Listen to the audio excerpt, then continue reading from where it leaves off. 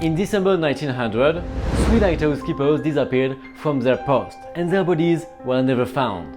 What happened to them? What do we really know about the mystery of the missing Flannan Islands lighthouse keepers?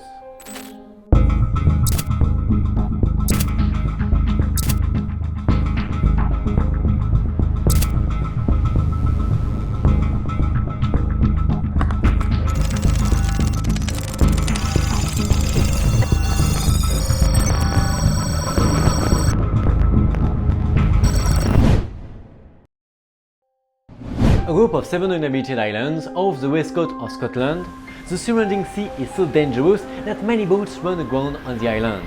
That's why 2 things happen here. Firstly, many legends of witches and creepies, evil spirits of the waters, have emerged from the depths of this area.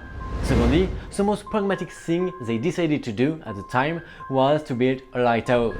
This group of islands is also known as the Seven Hunters due to the number of shipwrecks in their history. The largest of these islands is a rocky, cliffy place known as Alien Moor, where the mythical Flannan Islands lighthouse was set up and where Donald MacArthur, Thomas Marshall and James Ducat disappeared in 1900. There were 3 lighthouse keepers who came to do their job on this remote island, but never returned.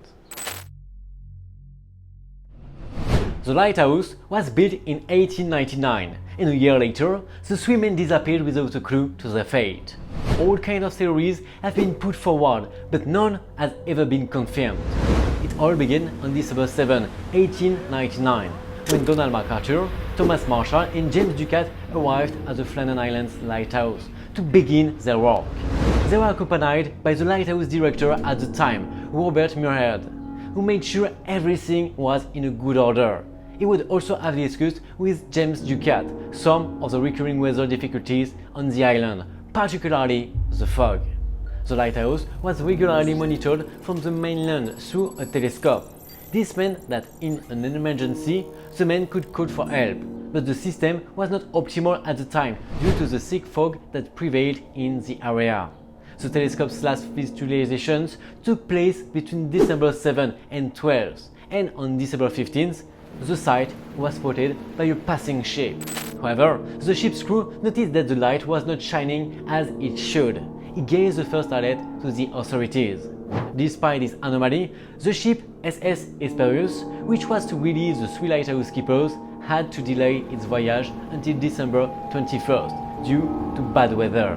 When the SS Hesperus finally arrived at Alien Moor, the men on board expected to see a flag flying, as this meant that the guards had noticed their arrival and would send a rowboat to relieve them. However, there was no flag and the men did not respond to the warning siren. A boat with 2 men then disembarked and headed for the island, arriving in a desolated landscape. One of the boat's crew, Joseph Moore, had just disembarked, so no one on the stone pontoon, and we realized that something was wrong. I ran to the lighthouse and found the gate closed. I made my way to the main door and found it locked too. Moore forced open the door, for yes, it was closed, and entered the lighthouse, but found no one there. The clock on the wall had stopped, which meant nobody had warmed it for several days. Nor was there any trace of fire in the kitchen or else. They did, however, see some food on the table, prepared but untouched. Joseph Moore returns to the Hesperus to report to James Harvey. Harvey promptly sent 4 of his men, McCornack, MacDonald, Campbell and Lamont, back to the lighthouse for a more thorough search. This second examination reveals details that had previously gone unnoticed. The beds of the 3 men had been made. The fire in the kitchen had burned out and gone out for lack of fuel. The clock had inexplicably stopped. The table in the living room was set with cutlery and half-eaten food. As for the lighthouse, the machinery is in a perfect condition, and there seems to be no shortage of fuel to keep it going.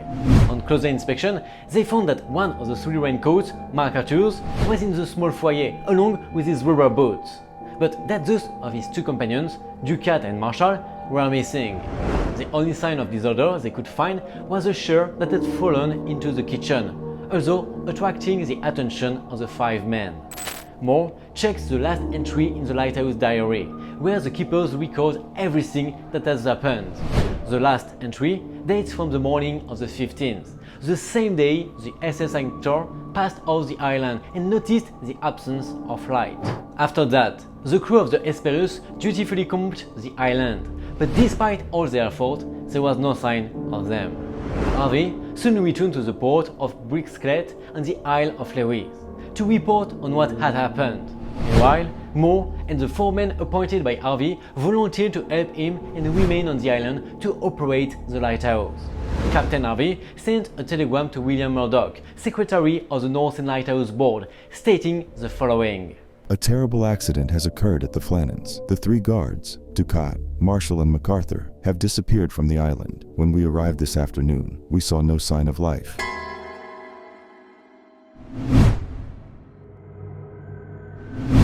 Robert Muirhead, who had hired the 3 missing men and knew their personalities very well, arrived at Alien Moor 2 days later. On December 29, ready to find out what had happened. However, he was unable to discover much more than Moore had already told him, except for a few strange entries in the lighthouse diary, which had gone unread.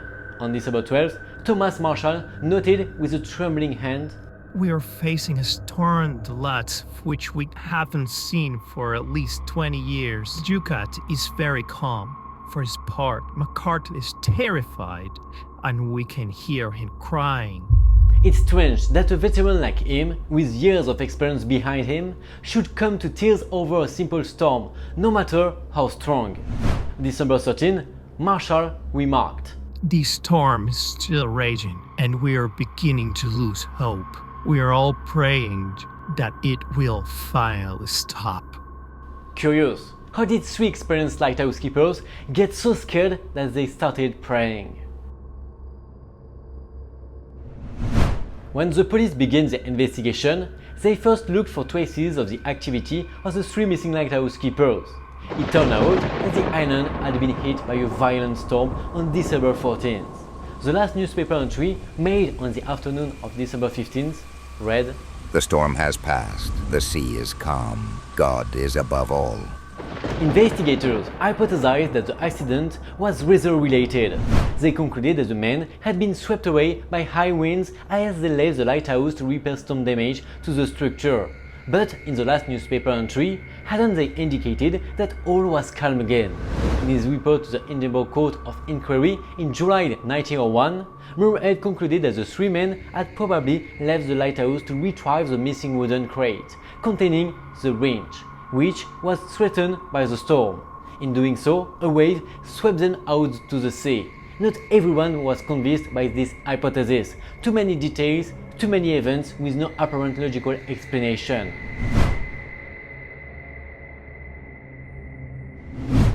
Why did the 3 men leave the lighthouse if company regulations stipulate that the lighthouse must never be left unattended? Why did MacArthur, if he went out in the rain after his 2 companions, not put on his raincoat and rubber boots? Muirhead also explained that Ducat and Marshall had gone out during the storm, perhaps trying to retrieve valuables washed away by the bad weather, and that MacArthur, seeing huge waves approaching the shore, rushed out to warn them, forgetting his raincoat and boots. The wave would have swept all 3 of men out to sea. In that case, how come MacArthur didn't have time to put on his raincoat, but did have time to close all the doors Moore found locked when he arrived on the island? In addition, the lighthouse diary states that by the 15th, the worst of the storm had passed and everything was returning to normal. And we still remember the last entry. The storm had passed, the sea is calm, God is above all. What's more, if the 3 men fall into the water, where are the bodies? They should have been washed ashore by the strong currents, or spotted by one of the many boats playing the area. They were never found. Nothing makes sense, does it for you?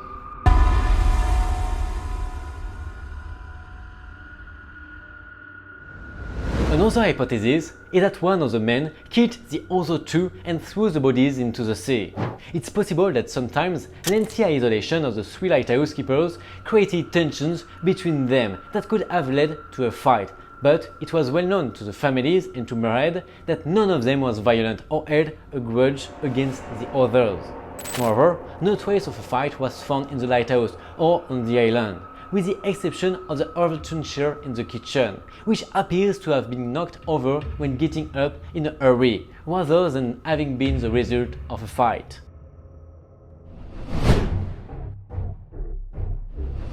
Albert Petrie, a lighthouse keeper on the mainland, also said they could have been taken by a foreign vessel, although the reason is not known. It is said that one of the guards was under the influence of alcohol and drunk pushed his two companions, who fell into the water, then tripped and fell in turn, or that they fell into the water while arguing.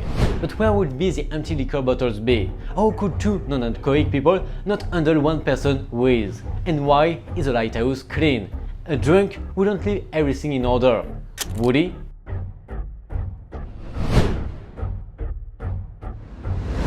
Other hypotheses, more influenced by ancient beliefs, suggest that they were abducted by a sea monster from Scottish mythology, such as a kelpie or giant sea serpent.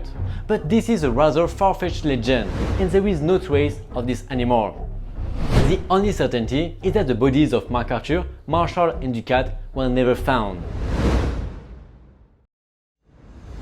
Taking up the unexplained points of this investigation, here is my hypothesis on what happened those few days in 800 on Flannan Island. From December 12 onwards, a strong storm raged, and our guardians stayed sheltered, doing their best to survive. Hopefully, the storm will dissipate as soon as possible to avoid any shipwrecks in the area. On the 13th, the storm continued and seemed never to end, so two of the keepers, Marshall and Ducat, decided to make sure that none of the materials were destroyed or washed away by the waves, and went to the ponton to secure the area. MacArthur remained at his post, as is in on the duty and will not leave the lighthouse that day. Ducat and Marshall set off to secure the equipment, but a moment of inattention caused a wave, more powerful than the others, to crash violently against the ponton and, with an indescribable detention, shake the lighthouse walls, dragging the two men into the abyss of the sea. MacArthur heard the thud and probably a few screams in passing, rose abruptly to his feet and went to the ponton to rescue his friends. Unfortunately, he would never find them. On the 14th, traumatized by the disappearance of his friends, he remained mute, unable to imagine announcing what had happened to his friends and family, what the press would say and what his loved ones would sing. He didn't touch a thing, as if he didn't want to change any event so that life could at some point start again, in the hope of seeing his two friends cross the threshold of the lighthouse again. None of this happened. On the 15th, physically and mentally exhausted, MacArthur decided to reread the notes of the last few days. On the 12th, he indicates that during the storm, Ducat was calm, but MacArthur himself was crying, perhaps in a last attempt to make himself more human and create sympathy among the people who would read the diary during the investigation. On the date of the 13th, he indicates that, like friends in solidarity, they all began to pray together against the evil that was working its way through the storm. And finally, he added for the day's date, the 15th, the storm had passed, the sea is calm, God is above all, reaffirming their faith in God, that at last they had achieved peace in some way. After this last addition, MacArthur decided to end it all by throwing himself off the cliff. He calmly left the lighthouse, closing behind him, leaving his boots and raincoat behind. After all, when you know you're going to jump into the sea, who needs your boots and raincoat?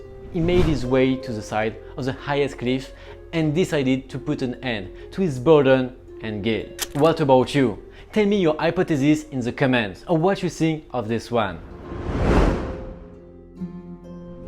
After this tragedy, many men were reluctant to work on the site. The vast majority of them were convinced they had heard ghostly voices in the wind, uttering the names of the three missing men, amid the high-pitched cries of seabirds and waves crashing against the cliffs. Although working at the alien moor, Lighthouse became a lonely, isolated existence. There were always men who didn't believe in such superstitions and were willing to go there. It's true that after the events, Flannan's name was heard by all with a certain respect and fear. Once the investigation was over, a new team of guards was hired and the rotation system continued as before. For the next 70 years, there were no more strange occurrences on the island. It's not a happy ending, but it's a peace of mind because since 1971, the lighthouse has been automated and the presence of a man is no longer required, except for repairs or periodic overhauls. I hope you have enjoyed this video as much as I have, having taken the time to write it and trying to solve this more than complex mystery. Don't hesitate to give me your opinion in the comments. It's always a pleasure to read you. See you next Friday. Bye bye.